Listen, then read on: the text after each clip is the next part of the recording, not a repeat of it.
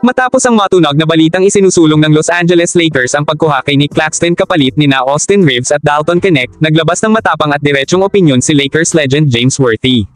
Sa kanyang pahayag, hindi siya sang-ayon sa timing ng ganitong klase ng galawan, lalo na't wala pa sa free agency window ang liga. Para kay Worthy, mas mainam na hintayin na lang ang off-season kung kailan may mas malawak na galaw ang front office, lalo't mahigpit pa rin ang limitasyon ng salary cap sa kasalukuyan.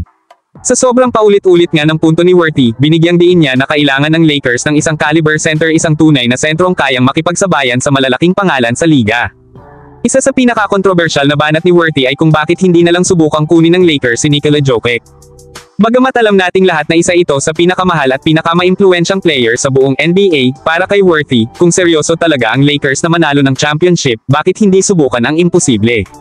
Maging ang hypothetical na senaryo na i-trade si Austin Reeves, Dalton Knecht, ilang role players at draft picks kapalit ni Jokic ay binuksan niya sa diskusyon. Maging ang posibilidad na magbawas ng sahod si LeBron James kahit pa ito ay bumaba ng 4 na milyon ay inilahad ni Worthy para lamang mabigyan ng flexibility ang team sa pagbuo ng mas solidong roster. Para sa kanya, ito na ang tamang panahon para isakripisyo ang konti para sa mas malaking layunin. Dagdag pa ni Worthy, may pagkakataon pa ang Lakers na iayos ang kanilang roster. Bitin man sa malaking pangalan ang naging trade deadline, nagsimula na silang magbawas ng mga hindi epektibong piraso sa rotation. Matapos nilang i-let go sina Marcus Morris at Alex Len, mas maluwag na ngayon ang kanilang roster space. Kung matalino ang magiging approach ni Rob Pelinka sa mga susunod na buwan, may posibilidad na makabuo sila ng mas konkretong identity bilang isang championship contender. Ayon pa sa analysis ni Worthy, klaro ang kulang sa current Lakers lineup, isang dominanting center at maaasahang wing defender. Kaya kung kailangan nilang i-let go sina Jared Vanderbilt, Gabe Vincent, Rui Hachimura, at Jackson Hayes, hindi ito imposible.